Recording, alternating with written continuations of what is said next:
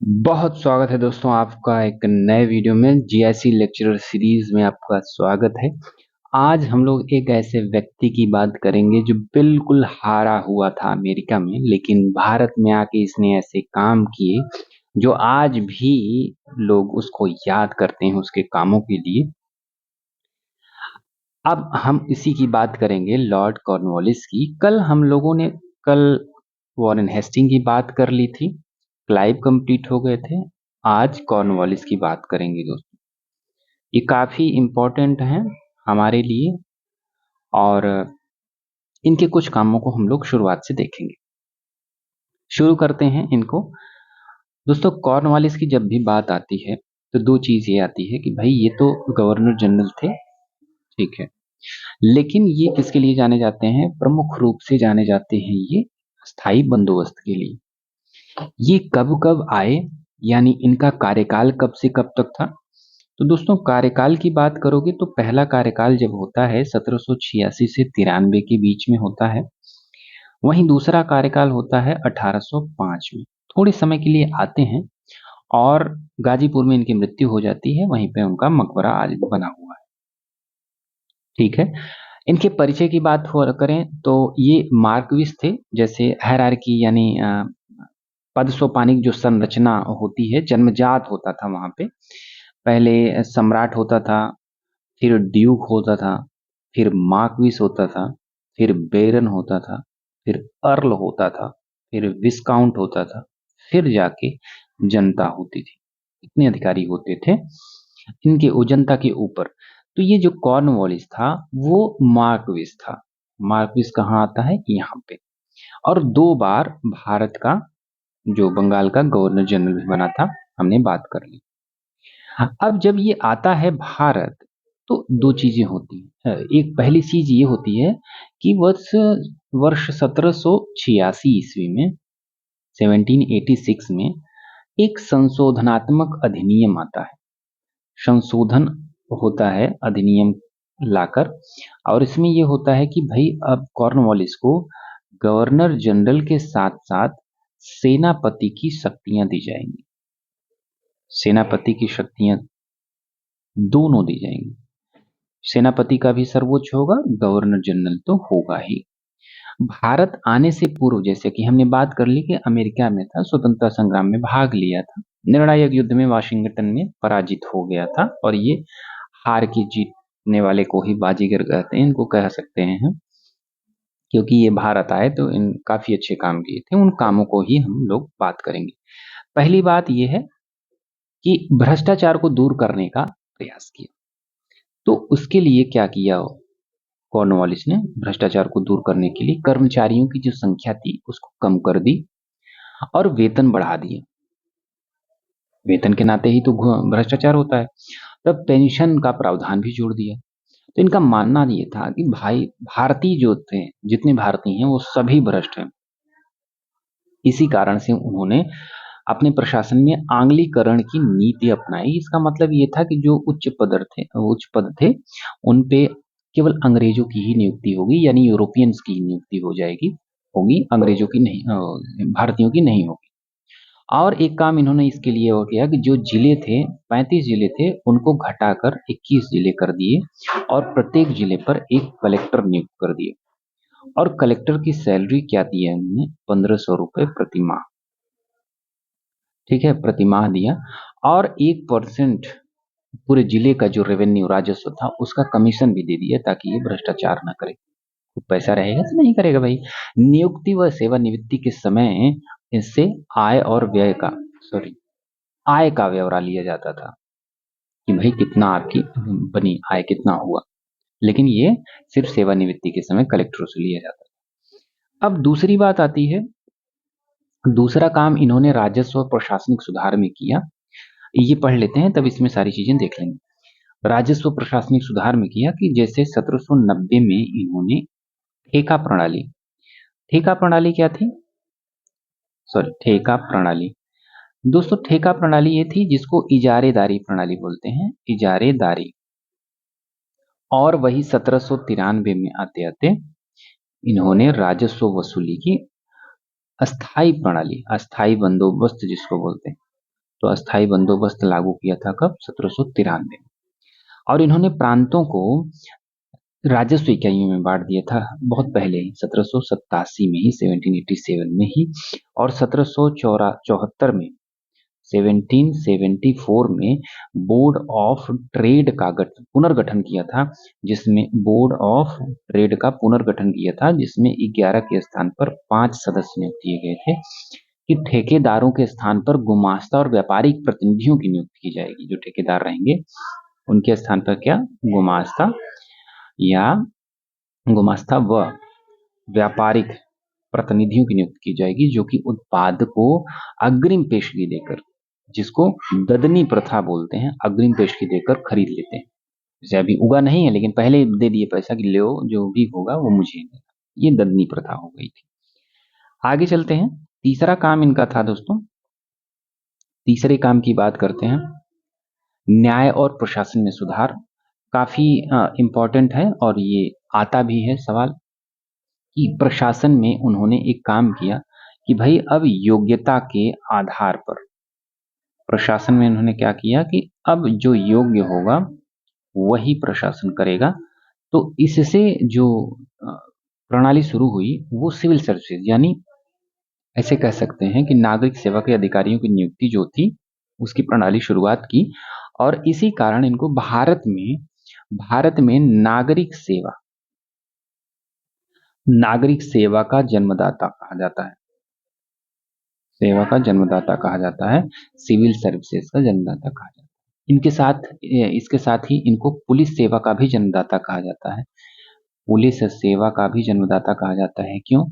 क्योंकि इन्होंने पुलिस, जो जमींदार थे उनसे पुलिस के काम छीन लिए और उनके स्थान पर प्रत्येक 32 किलोमीटर की दूरी पर एक थाना बनाया जिसमें पुलिस रखें, पुलिस सेवा का सृजन किया, इसीलिए इनको पुलिस सेवा का जन्मदाता कहा जाता है। और न्याय की बात करेंगे तो 1793 ईस्वी में इन्होंने कॉर्नवालिस कोड बनाया था दोस्तों। निजामत की अदालत जो थी, जो अदालत थी, निजामत क्या थी? ये फौजदारी अदालतें जो थी उनको अलग कर दिया गया। निजामत की अदालत को, जैसे सर्वोच्च न्यायालय था ना, सर्वोच्च न्यायालय कहाँ था? कलकत्ता में, तो उससे दीवानी और फौजदारी अदालत को अलग अलग कर दिए। प्रांतीय अदालतों का भी गठन किया, इसके अलावा चल अदालतों का भी गठन किया। चल अदालत आप समझ सकते हैं कि गांव गांव या कहीं कहीं जा जाकर वो अदालतें न्याय देती थी। अन्य कार्य के तौर पर भी इनके कुछ हैं, जैसे कि 1789 में इन्होंने दास व्यापार निर्यात पर प्रतिबंध लगा दिया। प्रतिबंध लगा दिया दासों पर, व्यापार पर। और तृतीय आंग्ल मैसूर युद्ध में जो कि होता है 1790 से 1792 में, टीपू सुल्तान रहता है और श्रीरंगपत्तनम की संधि होती है, उसमें ये यही गवर्नर जनरल रहते हैं। जब सम्राट ने, मतलब ब्रिटेन के सम्राट ने, बनारस की बात है ये, बनारस में एक जज हुआ करते थे अली इब्राहिम खान। तो इनके स्थान पर पी को इंग्लैंड की संसद ने कहा कि सम्राट ने कहा कि अब ये जज होंगे। लेकिन कॉर्नवालिस इस बात को अस्वीकार कर देता है, सम्राट की बात को अस्वीकार कर देता है, क्योंकि उसको लगता है कि जो अब अली इब्राहिम खान है वो अधिक योग्य हैं पीट्रॉथ से। इन सब सारी चीजों को मिलाकर अगर देखें, कंक्लूजन में मूल्यांकन के तौर पर हेक्टर मुनरो इसके बारे में कहता है कि जिस नागरिक प्रशासन की नींव हेस्टिंग ने रखी थी उस पर विशाल भवन कॉर्नवालिस ने बनाया था। यानी हेस्टिंग के अधूरे कार्यों को कॉर्नवालिस ने पूरा किया था। वहीं जब 1805 में आता है दूसरी बार गवर्नर जनरल बनकर, तो कुछ ही महीनों में बीमारी के कारण उसकी मृत्यु हो जाती है। और यहीं पे मकबरा भी बना हुआ है, कहाँ पे? गाजीपुर में, आज भी। इसको जो आम आदमी थे वो लाड साहब कहते थे, आज भी बोलते हैं ना कि बहुत लाड साहब बना है। तो लाड साहब जो है लॉर्ड से बना है, लॉर्ड साहब से, और इसका अपभ्रंश हो गया लाड साहब। तो स्थानीय लोग उसका प्रयोग करते थे एक कॉर्नवालिस के लिए। ठीक है, अब हम सारी चीजें कवर कर लिए हैं। हाँ, इसमें जो है वो चीजें देख लेते हैं। पहली बात यह है कि हम बात कर ली कार्यकाल कब से कब तक था, निधन हो गया, सर्वोच्च पद था इसके पास। ये मैप देख ही रहे हैं बंगाल, बिहार, उड़ीसा का। और प्रशासनिक सुधार की बात करते हैं, कंपनी के कर्मचारियों की सैलरी बढ़ाई, ठीक है, ताकि रिश्वत कम हो सके, बिल्कुल। प्राइवेट ट्रेड, बिल्कुल निजी व्यापार पर पूर्णतः रोक लगा दी, और कर्मचारियों के लिए आचार संहिता बनाई जो कि कॉर्नवालिस कोड के नाम से जानी जाती है, 1793। और भारतीयों को उच्च पदों से बाहर कर दिया, क्योंकि उसका मानना था कि भारतीय भ्रष्ट होते हैं, और प्रशासन को संगठित और नियमबद्ध और भ्रष्टाचार मुक्त बनाने का प्रयास किया था इन्होंने। ये बातें, सब सारी बातें हम लोग पढ़ लिए हैं, बस रिवाइज कर रहे हैं इसको। न्यायिक सुधार की बात, कॉर्नवालिस कोड देखो यही है कि दीवानी और फौजदारी अदालतों को अलग कर दिया था इसने। जिला स्तर के जज और कलेक्टर को अलग कर दिया था कि भाई तुम जज का काम देखो, न्याय का काम देखो, और कलेक्टर राजस्व वसूलेगा, जिसको 1% की राजस्व का कमीशन दिया जाता था पूरे जिले का। जिला और सत्य न्याय अदालतों की स्थापना की थी, कानून को लिखित रूप दिया था, कोडिफिकेशन ऑफ लॉज, और यह भारत में आधुनिक न्याय व्यवस्था की नींव थी। बिल्कुल ठीक थे कि सर्वोच्च न्यायालय को दीवानी अदालत और फौजदारी अदालत में चेंज करना। थर्ड कहाँ है, ये बात करते हैं भूमि व्यवस्था, स्थायी बंदोबस्त की, जो कि 1793 में लागू हुआ था दोस्तों। बंगाल, बिहार, उड़ीसा की बात है। जमींदारों को मालिक बना दिया था इस व्यवस्था ने, और सरकार ने अपना फिक्स कर लिया कि भाई जमींदार, देखो एक जमींदार थे, ठीक है, और एक किसान थे। तो अब कंपनी यहाँ थी, कंपनी ने जमींदार को कहा कि देखो मुझे 2 करोड़, मान लो 2 करोड़ एग्जाम्पल के तौर पे, 2 करोड़ रुपए साल भर में चाहिए। अब जमींदार के अंतर्गत किसान थे, तो किसानों से ये रेवेन्यू खूब लेते थे, खूब फायदा लेते थे, जितना भी दबा के कुछ भी हो, अकाल पड़ा हो, महामारी आई हो, उनसे नहीं मतलब, कंपनी से नहीं मतलब, उसको बस 2 करोड़ रुपए चाहिए। तो जमींदार इसके लिए इस पे शोषण करते थे। तो यानी जमींदार जो वर्ग था ये मजबूत हुआ था, और किसान शोषित हुए थे। इससे क्या हुआ, राज्य की आय स्थिर तो हो गई कि भाई इतना रेवेन्यू आएगा चाहे जैसे आए, लेकिन बढ़ नहीं पाई थी। कैसे बढ़ पाएगी, इतनी प्रॉब्लम है तब भी ले रहे हैं, नहीं है तब भी ले रहे हैं। तो जमींदारों ने किसानों से अधिक लगान वसूला, क्योंकि उनको फायदा लग रहा था कि भाई हम जितना लेंगे हमारा ही फायदा होगा।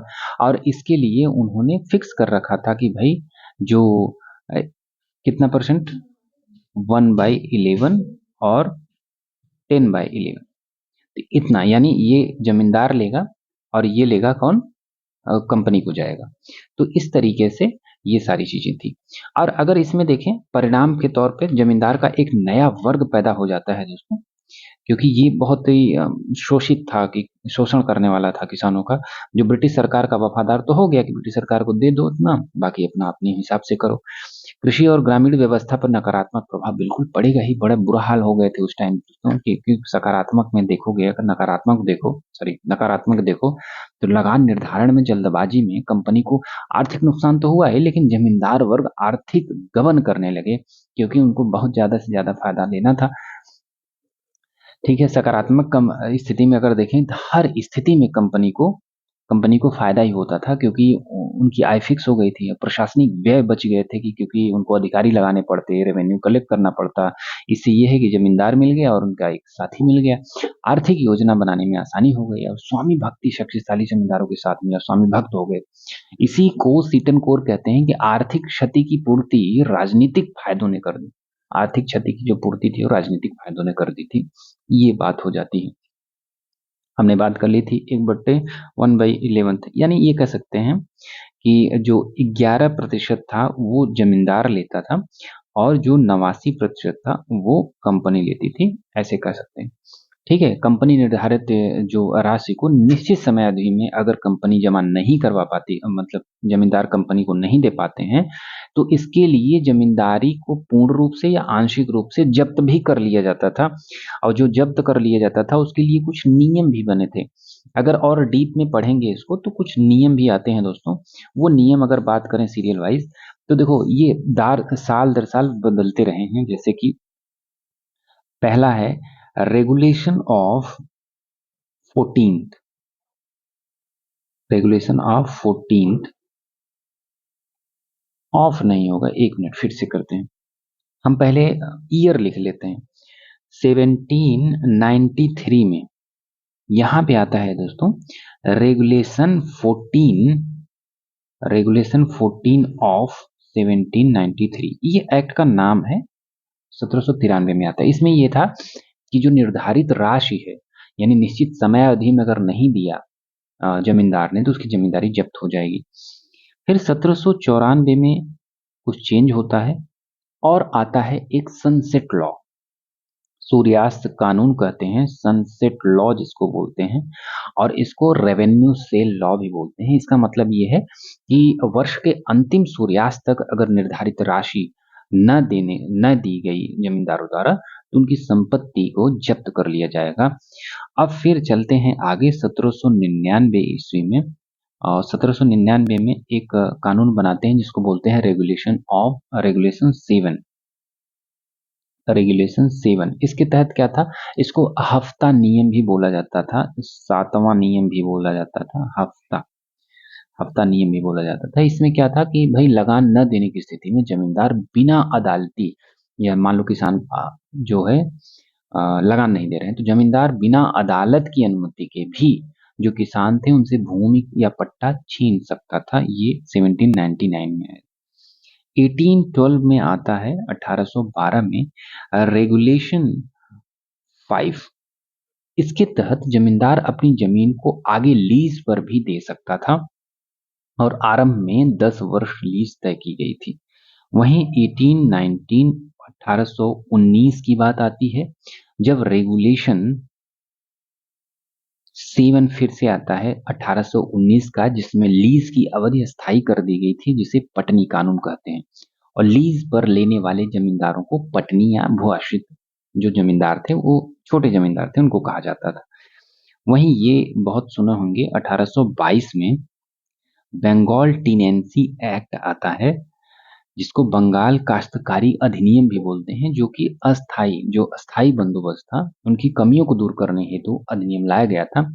इसके अंतर्गत दोस्तों ये था कि किसानों को एक मिनट किसानों को जो भूमि से बेदखल कर देना या लगान वृद्धि के विरुद्ध सुरक्षा दी गई थी, कि कोई भी ऐसे ही कभी बेदखल नहीं कर देगा या लगान वृद्धि नहीं कर देगा बिना मनमाने अपने आप से। तो ये किसानों के हित में थोड़ा सा था, 1822 का बंगाल टीनेंसी एक्ट। और फिर आता है 1855 की बात आती है, जब West Bengal acquisition of state act आता है। West Bengal acquisition of state act आता है, जिसमें जमींदारों को राजकोष से धन लेकर जमींदारों को राजकोष से धन देकर, मतलब खरीद ली गई जमींदारी, कि भाई अब तुम रहने दो, तुमसे ना हो पाएगा। तो ये 1855 में था। तो ये काफी डीप में जाने के बाद ये सवाल आता है, जैसे जेआरएफ वगैरह में, नेट जेआरएफ में। हाँ, एक बार समझे रहेंगे तो कुछ हो सकता है कि कहीं आए अगर तो हिट कर सकते हैं। फोर्थ पे मूल्यांकन के तौर पे चलते हैं, तो इसमें बात करते हैं दोस्तों प्रशासनिक सुधार के जनक। बिल्कुल ठीक थे, भ्रष्टाचार में कमी लाई थी, न्याय व्यवस्था की नींव रखी थी, कंपनी शासन को व्यवस्थित किया था। और नकारात्मक में देखेंगे कि भारत भेदभाव बिल्कुल करता था, भारतीयों को भ्रष्ट मानता था, अस्थायी बंदोबस्त से किसानों का शोषण करता था। बिल्कुल शोषण हुआ भी, राज्य की आय स्थिर हो गई थी। हाँ, स्थिर हो गई थी, क्योंकि उसमें भाई इतना शोषण हो रहा है तो कहाँ बढ़ेगा। सैन्य सुधार की बात करते हैं तो सेना को संगठित और अनुशासित किया, क्योंकि बिल्कुल इसको बदल दिया गया था।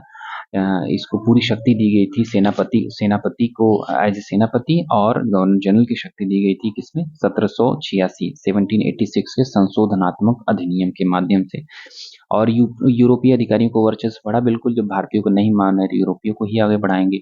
भारतीयों की संख्या को सीमित रखी गई, सेना की वित्तीय व्यवस्था को बेहतर बनाया गया। ठीक है, इस तरीके से ये हम लोगों ने देख लिया। आगे चलते हैं, आगे क्या बच रहा है इसमें, लगभग सारी चीजें हो गई। ये बचता है दोस्तों महत्वपूर्ण युद्ध में, एक ही युद्ध था, तृतीय आंग्ल मैसूर युद्ध होता है 1790 से 92 में। ये जरूरी है कि इम्पोर्टेंट है, श्रीरंगपट्टनम की संधि जो होती है 1792 में होती है, टीपू सुल्तान को भारी नुकसान होता है, और उस टाइम गवर्नर जनरल कौन था, लॉर्ड कॉर्नवालिस था। अब यहाँ पे बस वही रिवीजन है, परीक्षा उपयोगी बातें कुछ। भारत में सिविल सेवाओं का जनक कौन था, father of civil service in India, Cornwallis. अस्थाई बंदोबस्त कब शुरुआत हुई, 1793 में। कॉर्नवालिस पोर्ट कब आया, 1793 में। 1793 में।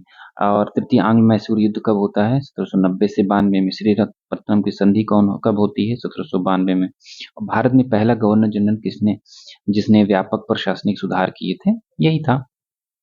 और इसके अलावा मुख्य सुधार की बात करें, एक नज़र में बात कर लेते हैं, थोड़ा सा लगभग हो गया, अब कोई नया नहीं है।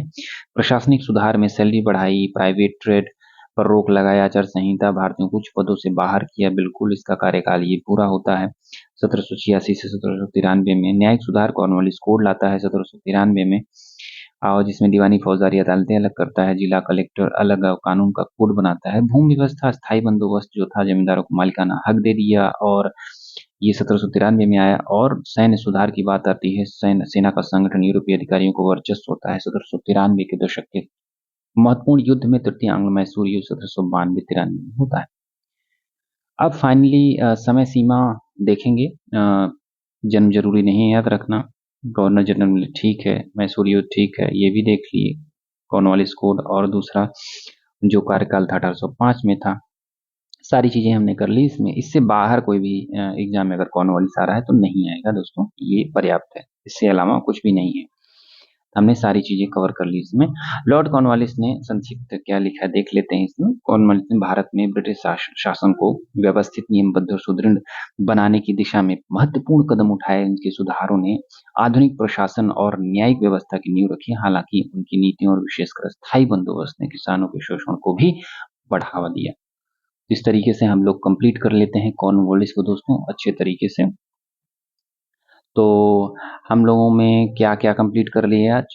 क्लाइव, वॉरेन हेस्टिंग, कॉर्नवालिस हो गए, वेल्सली देखेंगे, Hasting, William Bentinck, Lord Dalhousie, Curzon. तो उम्मीद है पढ़ते रहिए अच्छे से और अपना ध्यान रखिए। धन्यवाद। चैनल सब्सक्राइब न किया तो कर लीजिए।